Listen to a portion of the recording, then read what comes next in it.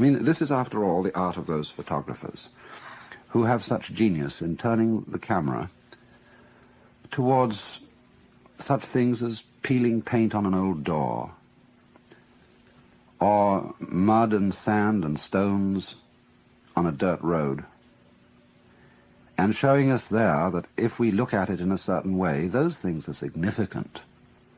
But we can't say significant of what so much as significant of themselves.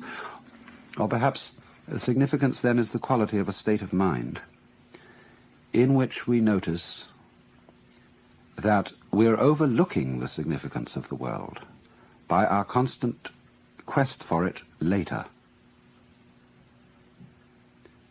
All this language is, of course, quite naturally vague and imprecise, because I think the wrong word is used. And yet not entirely the wrong word, because, as I said, it comes so naturally to us. It was Clive Bell, the great aesthetician, who wanted to say that all the characteristic of art, especially the characteristic of aesthetic success in painting, was the creation of significant form. Again, a very vague, imprecise expression.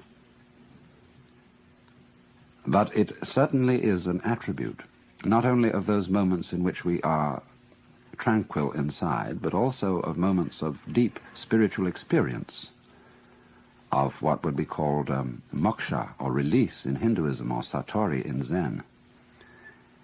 That in those moments, the significance of the world seems to be the world, seems to be what is going on now. And we don't look any further. The scheme of things seems to justify itself at every moment of its unfoldment. I pointed out that this was particularly a characteristic of music. It's also a characteristic of dancing. And in the sensation of belonging with one's fellow men, in the carrying out of some significant pattern of life, which I mentioned as a second sense of the world being meaningful. Again, the character of this feeling is, again, something that is fulfilled in itself.